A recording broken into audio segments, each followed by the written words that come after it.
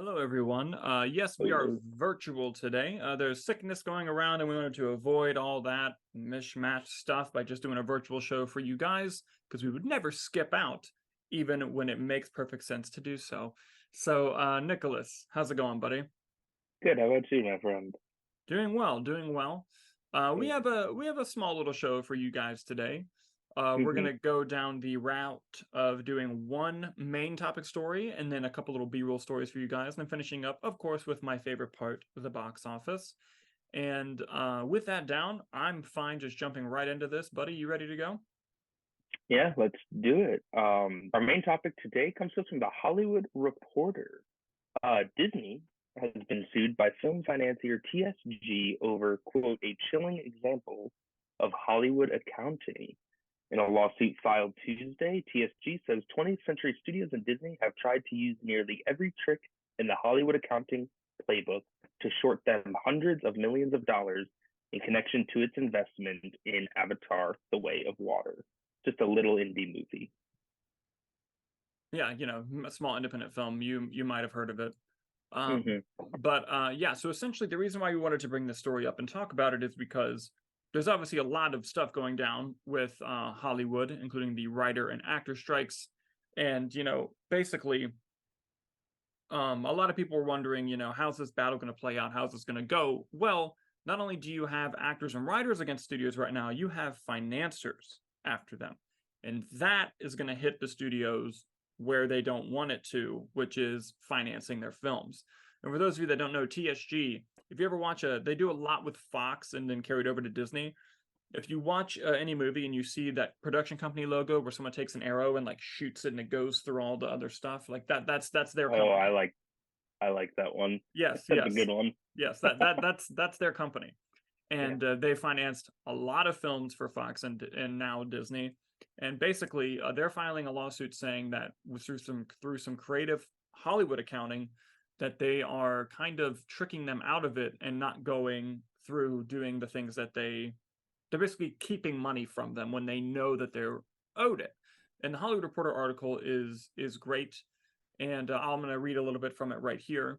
According to the complaint, those auditors sampled 3 films and found 20th Century failed to credit TSG with revenue, charged tens of millions in distribution fees not permitted under their deal, deducted expenses not related to the pictures in their slate, and uncovered rampant self-dealing, the practice by which a studio enters into sweetheart deals with its licensed affiliates to artificially minimize the profit payments to stakeholders like TSG. So, not good if it's true for the studio. But what this triggered, this lawsuit, has then triggered a ton of other stories about things that are going on. Right now, another big story is the actress who plays the nun. I don't know if you saw that, but the actress who Mm-hmm. plays the nun in the Conjuring franchise is suing Warner Brothers, saying that in her contract, she has any merchandise sold with her character or her likeness, she gets a percentage of.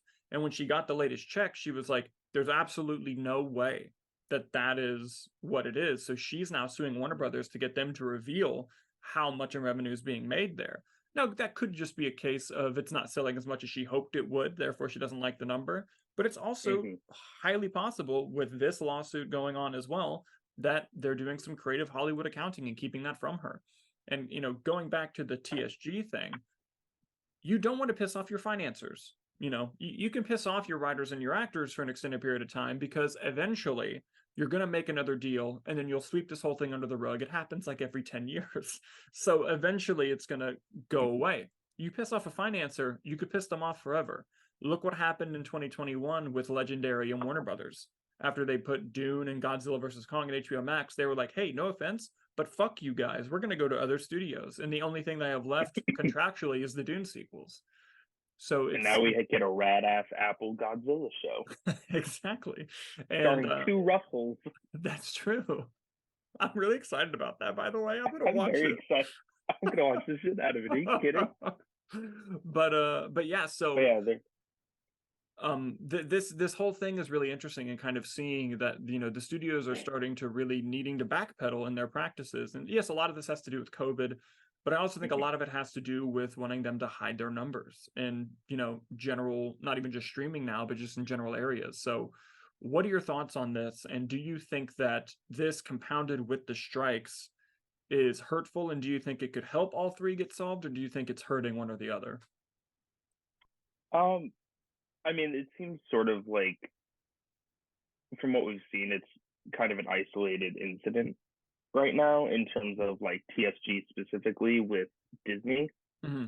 And I feel like if it was going to sort of snowball, that we would have started seeing more financiers popping up and being like, well, hold on a sec. Now maybe they're biding their time to wait and see how this all plays out. And if the studios are like, if Disney's willing to pay, and then they're gonna be like, oh, hey, remember this movie we did together? Um, but I mean, it's especially for Disney with the PR issues that they're having right now, especially with Bob Iger in the context of the actors and the writers strike. I think it's a hit that they really shouldn't be taking or can afford to take right now in the public eye. So I'm interested to see what they do about that. And like you said, you don't want to piss off the financiers because they'll just go to another studio. TSG has made a ton of great films and helped finance them, and I'm sure any studio would want to work with them Hmm. because why wouldn't they? They've made even Avatar made $2 billion. These investments are sound. Legendary's going to Apple, and Apple's putting in the money because the first images from the Godzilla show looked great, like in terms of quality. Yeah, they Now, did. and the fact that Apple TV's been killing it with their streaming, they have the best original content right now, I think. Um, so why wouldn't you risk that? I mean, Nolan, you're seeing it on the side of directors too. Nolan went over to Universal because Warner Brothers didn't want to pay for his what's it called? His listed demands for Oppenheimer, and now Universal is reaping all those benefits of that movie's insane success. Mhm. So I think it's just, don't piss off the wrong person because they can afford to be without you because someone else will always be waiting for it. And we've seen that before too. I mean, James Gunn's the head of DC now. Yeah. It's Yeah. No, but yeah. it's funny too, because like this isn't the first time we've heard stories of like dramatic Hollywood accounting. Like there Mm-hmm. was an interview, I'm just pulling this off the top of my head. There was an interview a few years ago with Tom Hanks where they were asking about like his films and his successful films. And the Mm-hmm. interviewer said something along the lines of like, in one of the insanely successful film was Forrest Gump. And Tom Hanks like kind of offhandedly said, well, not if you ask the studio. And they're like, what do you mean? And he goes, yeah, no, I was owed like a lot of money on box office points and everything. And every time I try to reach out to them, they just tell me like, oh, it didn't make any money. And I'm like, okay. So like, and it's just like, there's a Like, history okay, of, Forrest Gump. yeah, yeah. It's like, okay, there's a history of this thing kind of happening. And hopefully, like you said, hopefully um other studios and financiers haven't been screwed over and we don't see an outpour of these type of lawsuits. That would not be good for anyone. I mean, look, Mm-hmm. if you're in a financier and you got screwed over, absolutely sue, but I'm hoping that this is just an isolated incident, as you put it. And Mm-hmm. because Disney, especially the past few years, not the best PR. I mean, the Scarlett Johansson lawsuit was huge when that happened. And going back to the Nun story with Warner Brothers, the thing Mm-hmm. that I find interesting, just quickly, the thing I find interesting about that is with the Scarlett Johansson one, which isn't a one-to-one comparison, but it was similar. Scarlett Johansson did her entire end of the contract. She promoted it. She did everything, waited, and she reached out, waited till the very, very right moment, and then sued. And what's Yeah. funny is with the SAG strike, the Nun can't promote her film. So she's suing now before the film comes out. And I think Mm-hmm. that's almost genius in a way of like, because I'm sure It's if she, Bonnie Aarons. I want to yes, give her yes, credit. thank you. Yes, Bonnie Aarons plays the nun. Yes. And I think that had the SAG not been on strike, had SAG not been on strike, I feel like she would have promoted the film. She would have done everything she was supposed to do and Oh then yeah. sued. But now she's in a situation where she's like, I can't promote the film, so fuck it, I'm suing you guys right now. And it just, Mm-hmm. I think that's really funny. And especially if the film does great, which financially they've all done great, then she's in a better position. So I don't know. I thought that was just interesting side tangent there. Yeah. No. I mean, get paid. Get Get your paid. money. Yes, that's the. Absolutely. I think we need to figure out how to do that. We need to figure out Get how to get get paid. paid. Yeah. We could look badass like the Nun. Ah, true. That's true. Maybe that's one good way to get paid. I need at least 9 months worth of nonstop work, though. Yeah, I'm interested to see how that plays out on that level too. Of because her thing was also like a likeness Yeah, as well, correct? Yeah, correct. which also then ties back into The whole SAG strike. ACTRA, the scanning, and everything like that too, which Yeah. we've covered on the show as well. It's wild times in Hollywood right now. I'm interested to see how it all gonna pan out. Yeah, it is wild times. It's very wild. And with that down, let's go ahead and move on to the first B-roll story of our show. Nicholas, what you got first on the B-roll? Yeah. Well, it's nothing major, just a little update on the WGA strike. The WGA and the AMPTP meeting had a meeting this past week that ended with, quote, mixed results. That's about all we got on it. Yeah, and there's a couple different updates after that meeting. So basically, and again, this could all be bullshit because this is from trades during a somewhat of a media blackout. So basically, the story as we know it right now is they met up, they made some progress on some items, but when it came to streaming residuals and the mini writers room, that they would not talk. They refused to budge on. So then the AMPTP had a meeting where all the CEOs of all the companies of the AMPTP had a meeting together to redo their proposal, and then went back and had another meeting with the writers. And then that meeting, like the previous meeting, they did okay on some things, but when it came to those two specific things, there was nothing to be said about it. And it seems like, we don't know this, it seems like the AI issue is going to get resolved. Apparently that issue is doing okay. It's the streaming residuals and the mini writers rooms. And here's the thing. The mini writers rooms, in my opinion, that's the one thing that's really holding back the WGA. I understand the concept of needing a mini writers room and having like required weeks of employment on a show. It's very important. But so is that kind of like the concept of they have the writers room, but then they keep a few on for like on set duties? It's having a minimum number of weeks of required employment regardless of when they finish their stories, and it's basically preventing showrunners doing their own show. Like James Gunn with Peacemaker, he wrote all eight episodes. Like that can't happen anymore, and that's what's upsetting the AMPTP. And this is one of the few things where I'm like, okay, I think if the writers need to really compromise on something, it's that. And maybe there's a middle ground where if a single showrunner wanted to write a whole series, they could get a waiver signed by WGA, a waiver signed by the AMPTP, just something where it's like, okay, we're recognizing that this is a separate thing and moving on. But I really hope that they get the streaming residuals. That one's huge. But I have a feeling, I have a feeling that the writer's room, the absence of mini rooms and all that is really going to be what is hurting them. But keep fighting the good fight, see what you can get. I would do the same. But it doesn't seem like those two should be mutually exclusive. No, but those are just the only two that the studios are being really shitty about. Yeah.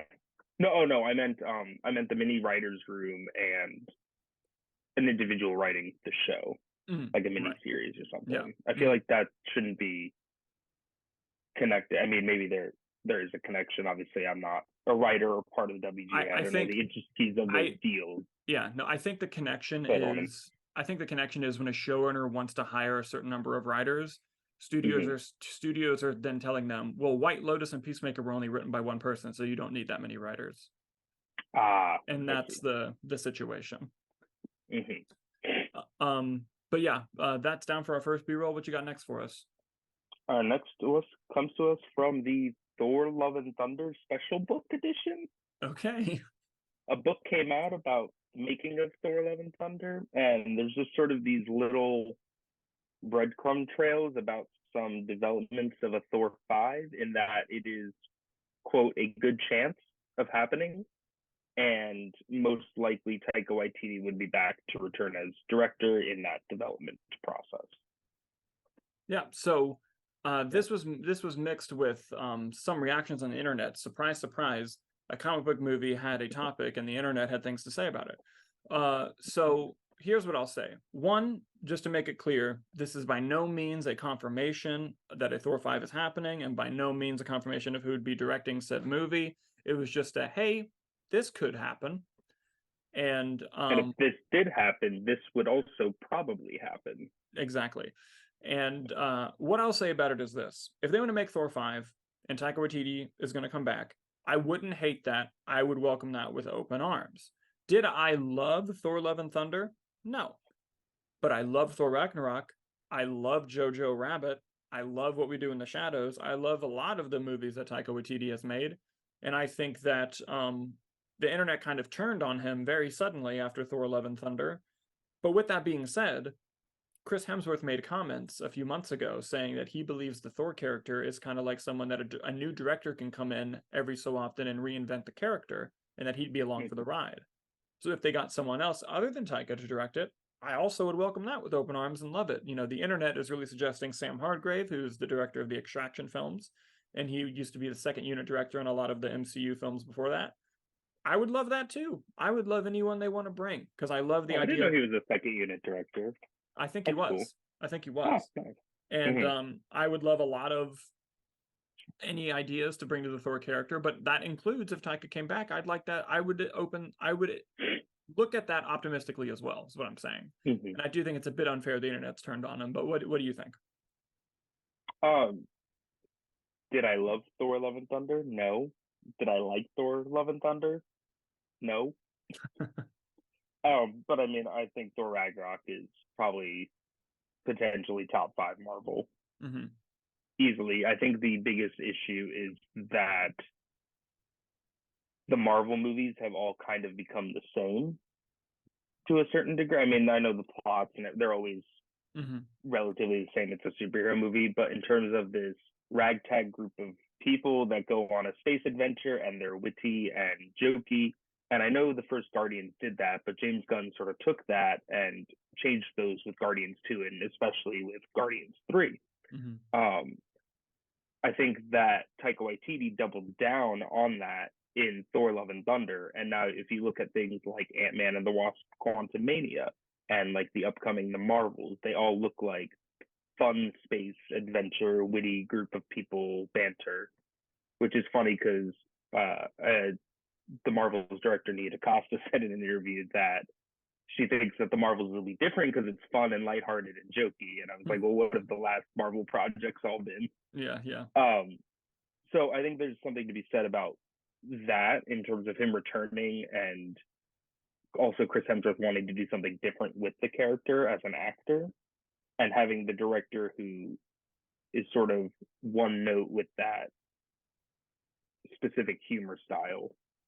Not one, I mean, I do like the note, but like, I think that Love and Thunder was a little bit too extreme, and I think someone needed to be there to like pull it back and narrow the focus a bit because it sort of more felt set up of like set up joke, and just scenes were just bits instead of having like this overarching story.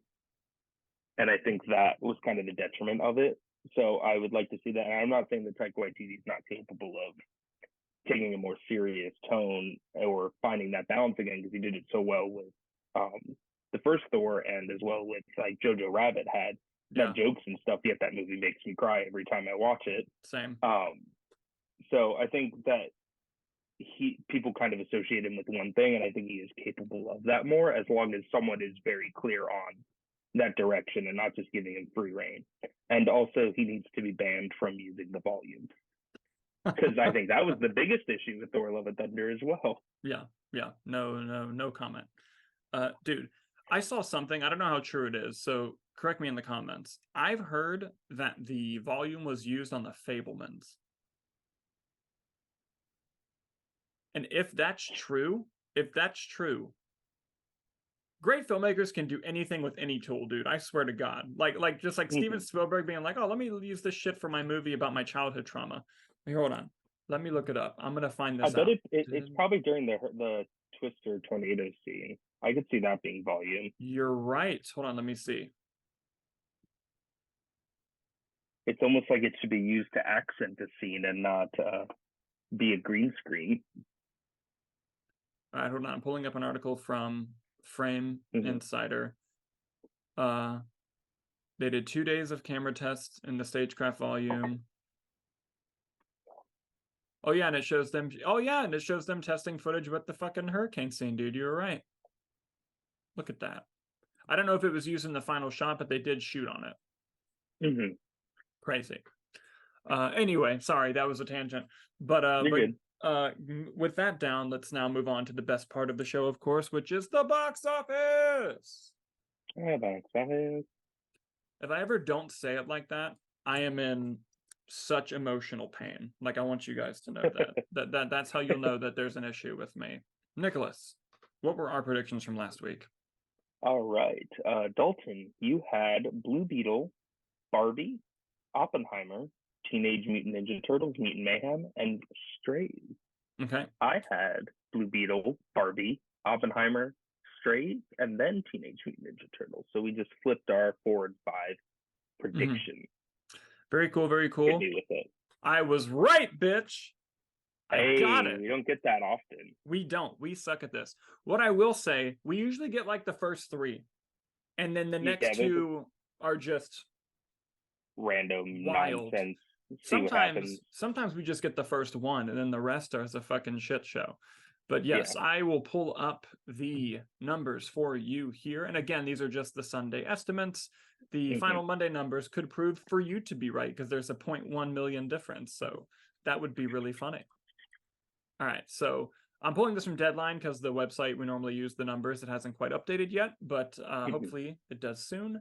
So coming in first was Blue Beetle, making $25.4 million in its opening weekend. It's above the initial projections of 17, but below the recent projections of 30. Coming in second was Barbie, making a total of $21.5 million. Coming in third was Oppenheimer, making a total of $10.6 million.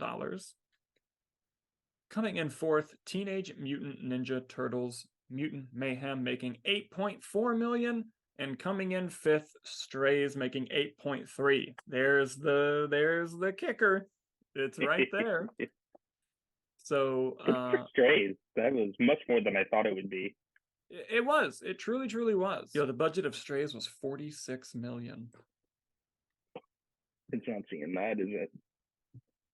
No. I don't know what its cinema score is, though. If it had a high one, that'll help it. Blue Beetles was a B+, dude. It's fucked. Hey, it's already made $25.4 million more than it would have. Fucking A. So diving into the numbers a little bit further here, Blue Beetle hasn't opened in any other market. So right now that 25 total is all it's had. And I believe its budget was $120 million. So it's probably going to be another money loser for DC, but we'll have to see what it has to do in the next few weeks, how much it drops. It does have a B+ cinema score, which can hurt it. But I'll tell you this, that you brought up before the show, it's fucking 25 million more than it would have made had it gone straight to HBO Max like it was supposed to. So now, obviously, I've not seen the movie yet, and therefore I have not watched the spoiler reviews that came out that you did. Does it feel kind of made for TV in a sense? Aspects yes, and aspects no. Okay. I don't want to get into it because it's really specific stuff, but there are aspects that do and aspects that don't. Some of it you're like, oh wow, they put a budget into this, and some of it you're like, that was a TV joke. Yeah. Or a TV secret. Okay. Exactly. Yeah. But overall, I enjoyed it.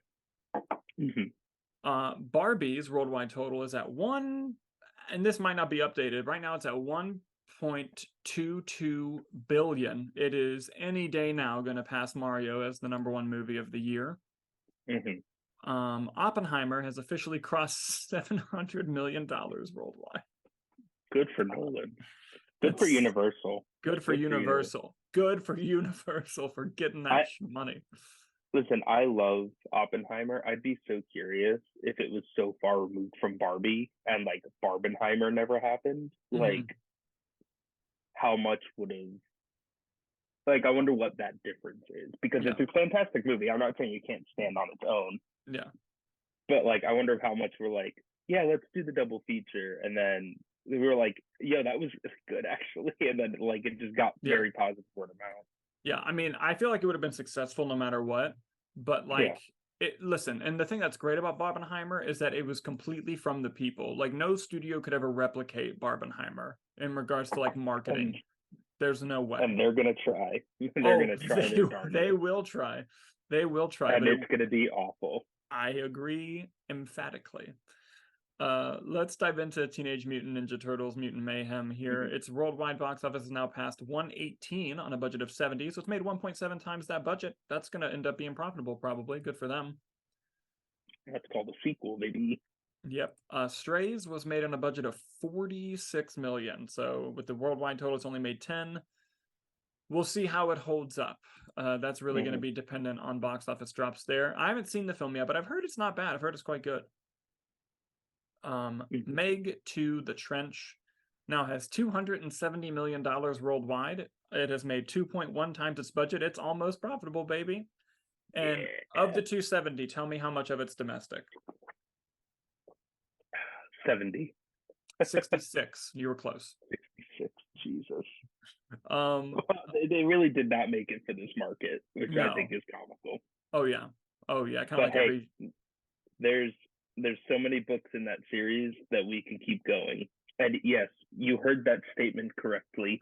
Meg and Meg 2 The Trench are based off of books. Yes. Yes. Insanity. Yes. Art. That's what that's called. Let's look at Mission Impossible 7 here. Because it's going to end up being it's going to end up being a money loser for the studio, but it has surpassed $541 million. It's made 1.9 times its budget, and if that's the situation, the problem is the cost of your movie. And let me see here. Last Voyage of the Demeter happens with 8. Yeah, Last Voyage of the Demeter took a hell of a drop. It looks like in the 70 percentile, and it's made $11 million worldwide on a budget of 45. That is sad. That's unfortunate. But another one I'm going to point out here is our people over at A24 with Talk to Me. I don't know why I called them our people. They've never once talked to me in their lives. Talk to Me has now made $45 million, which means it's made 10 times its production budget back. That sequel was a no-brainer. And I'm glad A24 is not above franchises because I think they're more than capable of it. And yeah, I mean, is there any other box office things you want me to dive into? Not that I think of. I think we covered everything I'd be interested in. Cool. That works for me. And something else I want to bring up is Nick, did you know that our show also has an audio-only version? What? Yes. On your podcasting app of choice, you can listen to the entire show, audio only, Spotify, Apple Podcasts. I believe it's on Amazon and Stitcher as well. I tell you what, if you can find a podcast. Yes, and I tell you what, if you look on your podcasting app of choice and it is not there, let us know in the comments. Reach out to us on social media. We'll get that fixed. It should be on all of them. If you'd like to do the audio only version of our show. I kind of forget to remind people of that often, and just wanted to put that out there as well. Yes, definitely. And with that housekeeping out of the way, shall we do next week's predictions? Yes, absolutely. All right. Dalton, I went first last week. You get this week. I get to go first? Yeah. Shit. Okay. I think I got it. All right. Number 1, Gran Turismo. Okay. Number 2, Blue Beetle.